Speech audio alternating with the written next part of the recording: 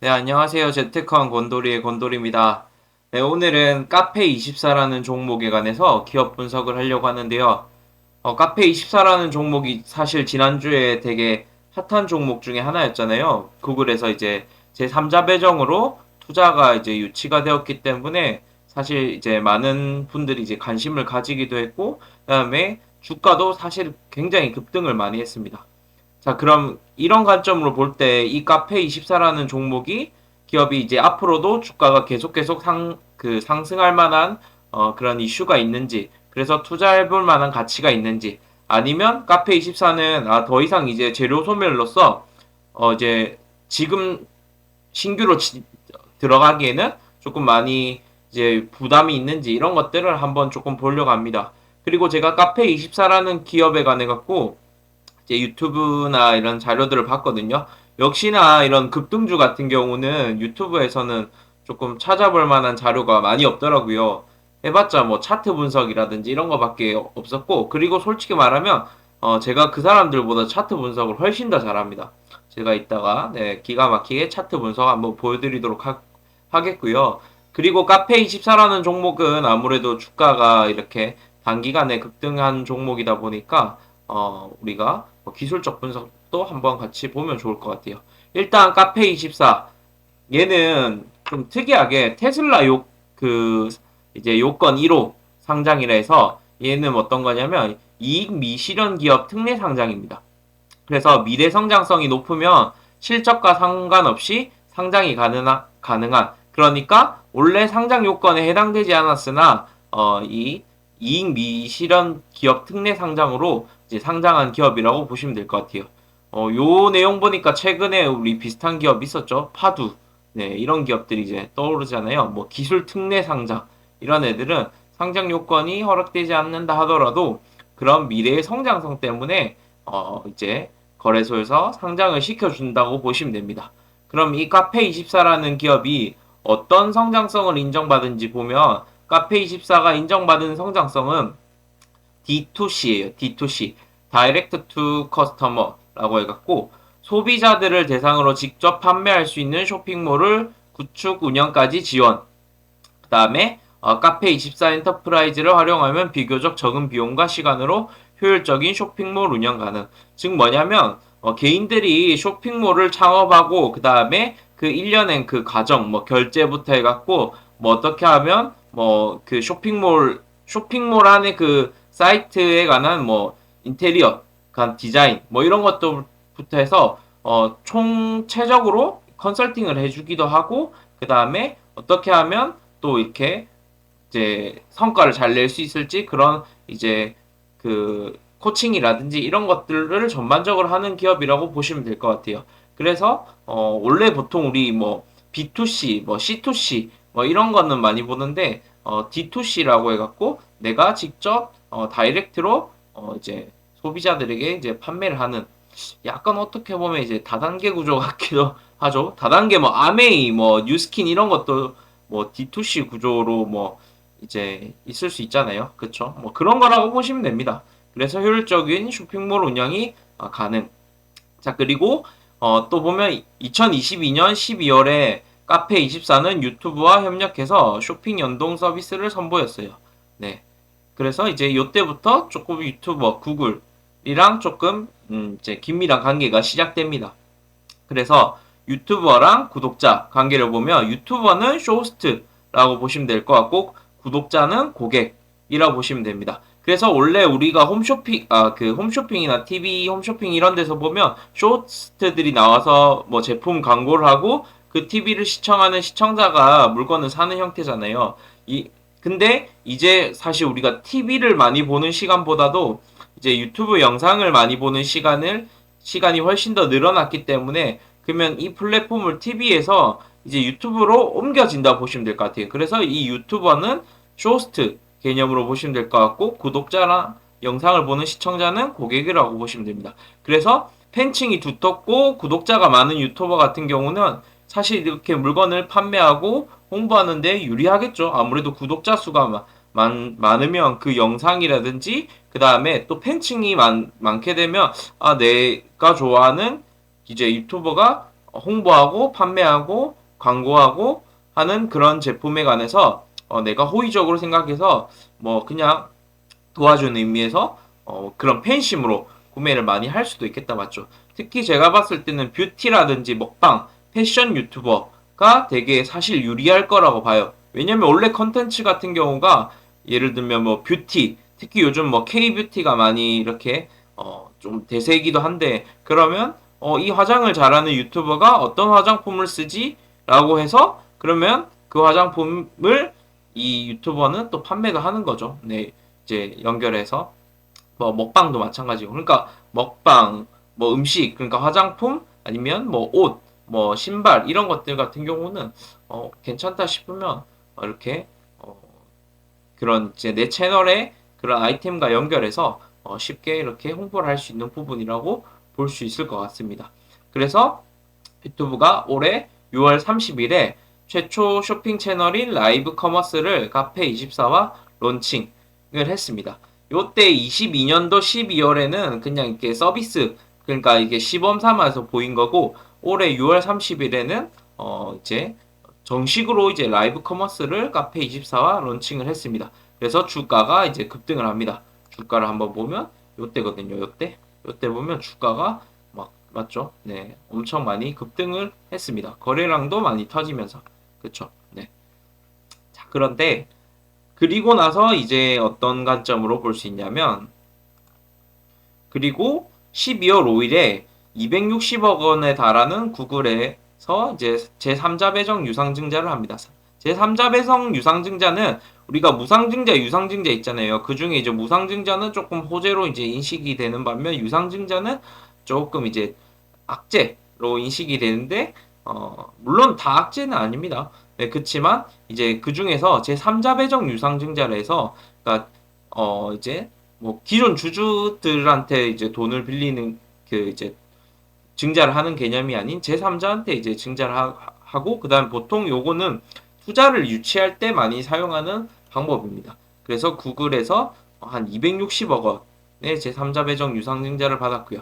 그다음에 주당 14,770원으로 해서 얘네가 이제 주식을 매수를 한다라고 하는 게 이제 유상증자라고 보시면 될 것 같아요. 제3자 배정. 그래서 12월 5일 날 유상증자를 했죠. 자, 그러면 근데 우리 상식적으로 생각해 보면 주당 14,770원인 거예요. 맞죠? 그러면 얘네도 구글 입장에서도 14,770원이면 뭐 얘네가 이렇게 이제 기부하려고 하는 건 아니잖아요. 그러니까 이게 싸다고 얘네도 구글도 인식하는 거고 그 다음에 카페24도 야 우리의 성장성을 봤을 때 14,770원이면 너희가 투자할 만하지 않니? 라고 얘 양쪽에서 이제 쇼부를 본 가격이잖아요. 맞죠? 그러면 결국 뭐냐면 14,770원이 주가가 비싸다라는 건 아니거든요. 보통 제3자 배송 유상증자 하면 보통 주가 그 주당 가격의 주가는 좀 저렴한 측에 속합니다. 그러면 이때 당시에 그 카페24의 주가를 보면 뭐 요때쯤 발표가 났을 거니까 한 17,000원 정도 주가가 형성돼 있었던 부분이거든요. 근데 14,000원 뭐 한 14,700원이니까 실제적으로 보면 이제 뭐 한 요 정도 뭐 한 요 정도의 이제 주가가 형성이 된 그 유상증자를 한 거겠죠. 네, 그러니까 실질적으로 이제 갭 차이가 별로 안 나잖아요. 그러니까 주가가 이렇게 급등을 하는 거예요. 그러니까 얘네 같은 경우는 뭐 주가가 올라갈 수밖에 없는 가격대였던 부분이고요. 그렇게 해서 급등을 했습니다. 자, 그래서 결국 뭐 이런 이제 성장성이 있는 기업인데 과연 얘가 앞으로의 그냥 미래 성장성을 본다라고 치면 주가가 그러면 앞으로 더 상승할 만한 이슈는 뭐가 있을까? 제가 좀 정리했습니다. 또 주가의 긍정적 요인. 첫 번째는 유튜브 컨텐츠가 사용 시간이 가장 많아요. 그러니까 1위로 보면 유튜브거든요. 그러니까 작년 한 해 유튜브 사용 시간이 우리나라 국내만 계산했을 때 175억 시간입니다. 175억 시간. 네, 단위가 억입니다. 2위가 카카오톡이었는데 66억 시간이었고 3위가 네이버였습니다. 그래서 네이버가 45억 시간. 그래서 유튜브를 사용하는 시간이 가장 많기 때문에 그러면 당연히 이제 컨텐츠 사용 시간이 많은 그런 플랫폼에서 수익을 발생할 가능성이 조금 많지 않나. 그리고 카카오톡이나 네이버 같은 경우는 이미 이커머스, 특히 네이버가 이커머스가 국내에서는 가장 큰 이제 그 점유율을 차지하고 있죠. 유튜브 같은 경우는 이제 인제 들어왔고 그렇다 보니 실질적으로 성장성도 많이 있습니다. 그래서 유튜브가 사용 시간이 가장 많다. 그 다음에 두 번째 보면 이커머스 구매율을 높일 수 있음. 즉 뭐냐면 보통 우리가 쇼핑이라든지 그냥 인터넷으로 들어가서 그 상품을 보잖아요. 그럼 상품을 딱 보고 나서 내가 그 상품을 마음에 들어서 구매할 확률은 0.3%에서 2% 정도밖에 안 된다고 합니다. 생각보다 네 작죠. 네, 전 그래도 한 10%는 될 줄 알았는데 0.3에서 2%. 그러니까 우리가 그냥 보고 넘기는 게 되게 많은 거예요. 근데 또 생각해보면 또 그렇기도 하다 맞죠? 저도 뭐 보는 거마다 족족 다 사지는 않거든요. 그래서 한 0.3에서 2% 정도밖에 안 되는데 이제 영상 컨텐츠로 소통하는 경우 보통 우리가 그냥 뭐 이제 인터넷 쇼핑으로 하는 건 그냥 내가 단순히 상품 설명을 보고 상품 이미지만 보는 거잖아요. 근데 이걸 영상 컨텐츠로 소통하는 거예요. 왜냐면 유튜브는 영상이니까. 그래서 그 유튜버가 이제 구독자들이든지 영상을 보는 사람들한테 장점을 막 설명하는 거예요. 자기가 생각했을 때 장점, 그 다음에 아마 제가 볼 때 단점도 좀 설명해 주는 게 오히려 더 신뢰성이 있을 것 같거든요. 그래서 뭐 그런 것들도 설명해 줄 수 있을 것 같고, 그렇게 되면 구매 전환율이 8배나 높아진대요. 그러니까 뭐 제가 볼 때는 한 그래도 뭐 한 10% 정도까지는 높아지지 않나라고 봐지거든요. 그래서 수치가 한 8배 정도 높아진다라고 통계가 나왔습니다.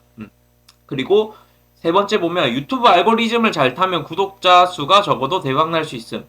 네, 누구나 유튜브를 할 수 있는 원리라 해서 저도 맞죠. 아무것도 아닌 저도 유튜브를 하고 있잖아요. 그 이유는 뭐냐면 그냥 누구나 쉽게 그냥 꾸준히 하면 되는 거예요. 네.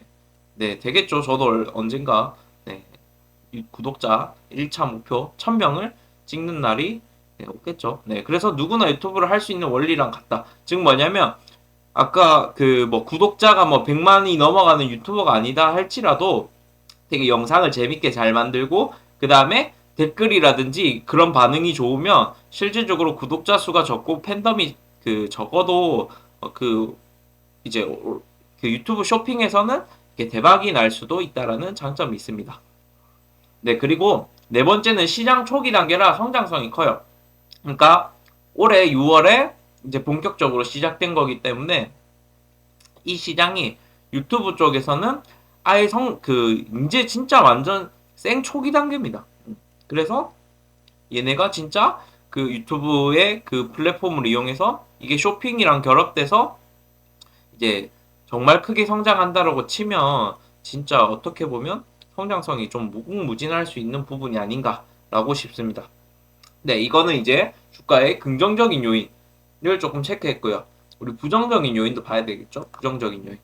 자, 첫 번째. 일단 카페24의 실적. 아직은 적자 기업. 얘네가 실적이 별로 안 좋아요, 솔직히 말하면. 실적만 좋았으면 괜찮았을 것 같은데. 네. 보면 카페24 같은 경우 실적을 보잖아요. 실적을 보면 영업이익이 적자예요, 적자. 매출 같은 경우는 그래도 한 2천억 중반대 정도 꾸준히 나오는데 네, 거의 영업이익 자체가 20년도에도 뭐 영업이익이 한 84억밖에 안 됐고 21년도에는 마이너스 200억 적자, 22년도에는 마이너스 300억 적자. 제가 볼 때 23년도에도 적자일 가능성이 높지 않을까 싶네요. 왜냐하면 1분기랑 3분기가 적자였기 때문에 네, 실적이 별로 좋지 않습니다. 사실. 네.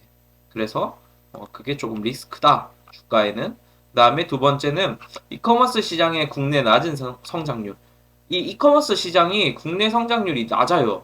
해외는 조금 높거든요. 뭐 쿠팡이라든지 아마존에 갖고 조금 괜찮은데 국내가 성장률이 한 자릿수 정도밖에 안 돼요. 사실 우리가 주식 같은 경우는 기업의 성장성을 보잖아요. 그 산업의 성장성, 뭐 2차 전지, 로봇, AI 이런 거는 다 두 자릿수 넘거든요. 요새 솔직히 말하면 두 자릿수 안 넘으면 취급을 안 해주죠. 네. 이제 주주들이 사지도 않고 투자자들이 그 산업에 투자를 하지 않잖아요. 그러니까 성장률이 낮아요. 그래서 성장률이 낮고 기업이 실적이 안 나오다 보니까 증권사 레포트도 없어요. 진짜 뭐 21년도, 20년도 이때가 마지막이고 그 뒤로는 이제 애널리스트들이 기업 관심을 가지지 않는단 말이에요. 해서 났습니다. 그리고 해외 시장이 큰데 과연 국내 유튜버가 해외 시장을 돌파하는 게 쉽지 않은. 여러분들 투자할 때 투자의 성장성을 볼 때 항상 그 기업이 국내에 머물러 있냐, 해외에 돌파구가 있냐, 이거를 중요하게 봐야 되거든요. 해외 시장이 없이 국내 내수에만 이제 꽂혀 있는 기업과 산업은 크게 주가가 성장할 수 없기 때문에 항상 그 해외로 우리가 주목해야 되거든요. 당연히 그러면 유튜브 같은 경우는 우리나라 사람들만 시청하는 거 아니니까 당연히 외국인들도 있잖아요.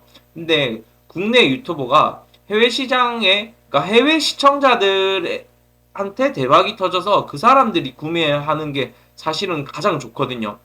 네, 맞잖아요. 물론 국내 시청자도 뭐 많이 구매하면 좋지만 어쨌든 우리가 투자 입장에서 보면 해외로 뻗어나가야 돼요.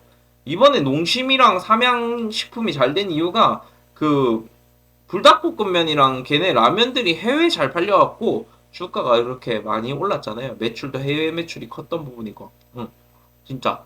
아니 라면 매출의 70%가 해외에서 일어났대요. 국내 매출은 30% 정도밖에 안 됐대요. 그러니까 해외 시장을 돌파해야 되는데 그럼 이런 것들이 좀 국내 유튜버가 어떻게 해외 시장에 그 이커머스 상품을 판매하는 게 좀 쉽지 않아 보인다라는 거고요. 세 번째는 유튜브 쇼핑이 잘 안 되면 주가 타격이 클 수 있을 것 같아요. 왜냐면 결국 유튜브가 쇼핑 사업을 이제 유튜브 쇼핑을 해갖고 이제 하다가 좀 잘 안 된다 싶으면 이제 철수를 할 거잖아요, 당연히. 그럼 철수하면 타격이 이제 크겠죠, 카페24 같은 경우는. 왜냐면 현재 주가 상승 요인은 유튜브이기 때문에. 그쵸? 맞죠? 내가 해보다가 잘 안 된다 싶으면 발을 뺄 거란 말이에요. 그럼 좀 타격이 커요. 물론 근데 재미난 건 뭐가 있냐면 이 카페24의 대주주 중에 하나가 누가 있냐면 여기 보면 카페24 공시에 보면 네이버가 14%나 가지고 있습니다. 무려. 그쵸? 네, 14%나 네, 지분을 투자해서 있는 부분이고요. 그래서 국내 뭐 유튜브 아니어도 국내 이커머스에서도 그 네이버랑 이게 조인이 돼 있어서 매출을 발생할 수 있는데 근데 아까 보시면 실적이 적자잖아요. 그러니까 이게 국내 시장이 그렇게 썩 그 산업이 좋지는 않는 부분인 것 같아요. 제가 볼 때는. 자, 그런 부분이고. 자, 그래서 결론적으로 보면, 결론은 이따 볼게요. 자, 어쨌든 이제 이런 그게 있단 말이에요. 이슈가. 그러면서 얘는 한번 차트는 좀 볼 필요가 있을 것 같아요. 그리고 이거 제가 이커머스 설명하면서 어떤 식으로 이게 판매가 되냐면, 보면, 여기 보면, 깡 스타일리스트라는 구독자 125만 명, 네, 굉장히 잘생겼다, 맞죠? 여러분들 보면 뭐 우리 보면 유튜브 보면 동영상 뭐 이렇게 있잖아요. 뭐 쇼츠, 동영상, 라이브, 뭐 커뮤니티 이런 거 있는데 여기서 스토어를 들어가면 이 사람이 판매하는 게 나옵니다. 이게 유튜브 쇼핑이에요. 카페24가 하는. 네. 이렇게 연결시켜 갖고 이렇게 이 사람이 광고하고 뭐 입었던 거라든지 아니면 협찬 받은 거를 이렇게 판매하게끔 되어 있습니다. 그리고 제가 실제로 이거를 그거 네이버 스토어나 이런 데에서 가격 비교를 해봤거든요. 어쨌든 우리가 싼 게 좋은 거잖아요. 똑같은 제품이면. 네. 근데 가격이 저렴하더라고요. 제가 본 상품들 몇 개는 네이버에서 판매되고 있는 것보다는 저렴했습니다. 그러면 내가 좋아하는 유튜버가 가격도 저렴하게 판다. 라고 하면, 나쁘지 않겠다. 라고 싶습니다. 그리고 생각보다 아직 판매를 많이 안 하고 있더라고요. 스토어에서. 그래서 확실히 이 시장이 초기구나. 왜냐하면 먹방 유튜버나 아니면 패션 유튜버들이 많은데 여기 스토어가 안 열려 있더라고요. 그래서 아직 모르는 걸 수도 있고 아니면 우리가 또 반대로 생각해 보면 진짜 초기 단계여서 먹거리가 많을 수 있겠다라고 생각이 들었습니다. 자, 차트 한번 보면 있잖아요.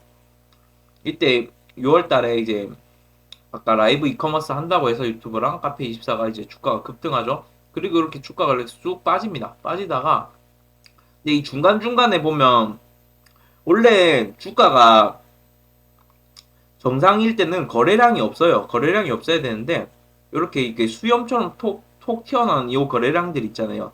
요게 테스트 거래량이거든요. 그러니까 요 거래량 써서 지금 현재 주가가 얼마만큼 올라가는지를 요게 테스트 한다라고 보시면 돼요.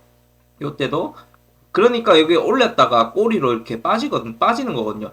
이렇게 거래량 터지면서 양봉이 이렇게 딱 채워지지 않는단 말이에요. 이런 것들은 이렇게 원래는 이렇게 거래량이 없어야 정상인데 이렇게 톡 나와 있는 이 거래량들은 그러면 주가 올릴 때 내가 얼마만큼 거래를 해야 주가가 올라가는지 뭐 우리 흔히 말하는 그런 뭐 주가 상승의 세력이란지 이런 애들이 시범을 하는 거죠. 그래서 한번 테스트 해본 다음에 나중에 이렇게 진짜 돈을 써서 주가를 급등을 시킵니다. 전형적인 사실 이런 거는 기술적 분석이 조금 좀 티가 나는 차트죠. 근데 뭐 사실 우리가 기술적 분석으로만 제가 그렇게 막 기술적 분석을 좋아하지 않습니다. 예전에 기술적 분석 참 많이 했는데 그냥 결국은 주가는 기술적으로 되는 게 아니다 라는 거를 알고 있기 때문에 좋아하지는 않습니다. 그렇지만 주가가 보면 바닥권에서 거래량 터진 건 맞아요. 월봉으로 보면 이렇게 빠졌다가 반토막이 뭐예요? 이때 18년도에는 주가가 10만 원까지 갔었는데 지금 뭐 28,000원이잖아요. 그러니까 주가가 근데 바닥에서 거래량 터진 거는 사실 조금 좋은 신호로 볼 수가 있는 거거든요. 그래서 뭐 그렇게 뭐 나쁘진 않는 것 같다라고 생각이 들어요. 카페24 같은 경우는 차트적으로 봐도. 근데 우리가 뭐가 있냐면 이때도 올리고 옆으로 이렇게 횡보하잖아요.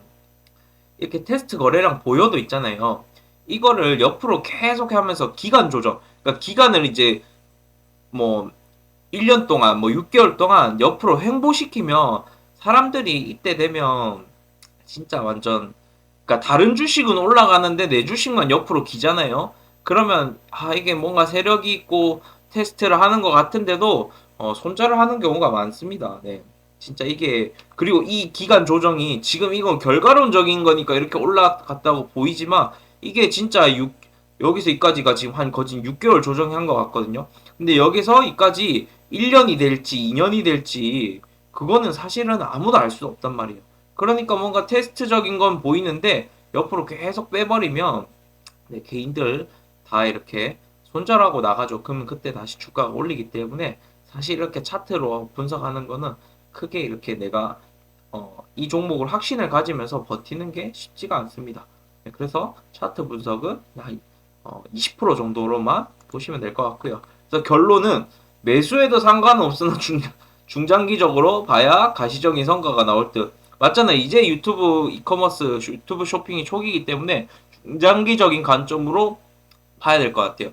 여기서 이제 매출이 얼마나 발생하는지 이런 것들을 봐야 가시적인 성과가 나오겠죠. 참 제가 적었지만 여러분들 입장에서 보면 애매할 것 같아요. 매수해도 상관없으나 중장기적으로 봐야 할 듯. 그쵸?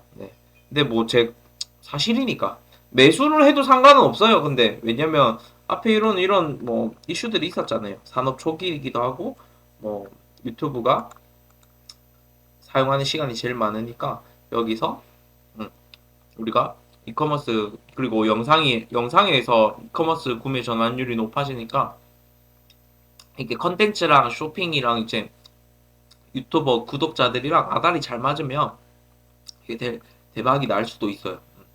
그치만 이제 높은 변동성이 있을 것으로 보이면 왜냐면 차트가 보잖아요. 차트가 보면 갭으로 떴단 말이에요. 갭으로 이렇게 그 천천히 이렇게 점진적으로 뜬 게 아니라 점프를 했단 말이에요.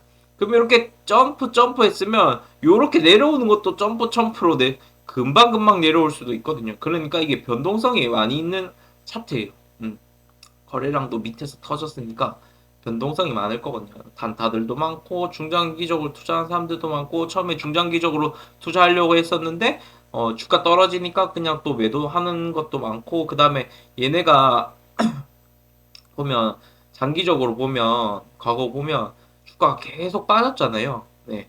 계속 빠졌기 때문에 요때 조금 올라가면 이 매물들이 많을 거예요. 악성 매물들. 그러니까 그동안 네, 이를 갈고 버텼던 사람들이 많이 이제 매도 물량들이 나올 수 있거든요. 그러면 이 얘네들 물량 다 흡수하면서 주가가 상승하는 게 쉽지는 않거든요. 그러니까 변동성이 클 것 같다. 네, 클 것 같다. 그걸 견딜 수 있냐도 관건인 거죠.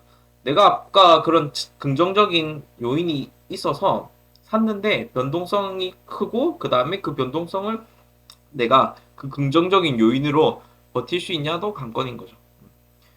그래서 현재는 유튜브 모멘텀으로 상승. 그래도 아직 주가 올리려는 의지가 있어 보여요. 거래량 터졌고 거래 대금이라든지 이런 것들 보면 뭐 나쁘지 않거든요. 물론 뭐 이런 애들 같은 경우 뭐 다음 주 월요일부터는 주가가 좀 빠질 수도 있어요. 워낙 이제 이슈가 많이 되었었고 그 다음에 제가 알기로는 뭐 이제 과열 종목으로 지정된 걸로 알고 있는데 그럼 주가가 또 이제 좀 조정이 많이 되거든요. 과열 종목 그걸 딱지를 떼야 올라가는 경우도 많기 때문에 이런 것들 같은 경우는 뭐 매수를 하셔도 나쁘진 않습니다. 변동성이나 롤러코스터를 즐기시는 분들 같은 경우는 매수를 하셔도 될 것 같고 그 다음에 아까 그런 유튜브랑 쇼핑이랑 잘 연결되면 와 대박 날 것 같은데 그럼 나는 산업 초기에 좀 잡아야겠다 라고 생각하시는 분들은 매수를 하셔도 괜찮습니다. 근데 비중은 뭐 이렇게 크게는 안 하시는 게 좋을 것 같고요. 그 다음에 남들한테는 추천은 안 하셨으면 좋겠습니다. 이런 거 추천 잘못했다가 주가 이제 떡락하면 욕먹기 딱 좋은 주식이거든요. 무슨 말인지 아시겠죠? 그래서 제가 이렇게 카페24라는 종목을 분석했고요. 궁금한 거 있으시면 여러분들 댓글 참 잘 남겨주시더라고요. 네. 아주 전문적으로 잘 남겨주시는 분들 많으니까 제가 성심성의껏 네, 답변해 보도록 할 거고요. 그리고 네, 뭐 카페24라는 기업이 저는 이게 진짜 이게 대박의 초입인지 아니면 반짝인지 뭐 결과가 나와봐야 알겠지만 근데 제 경험상 그래도 한 7대 3 정도 되지 않을까? 네.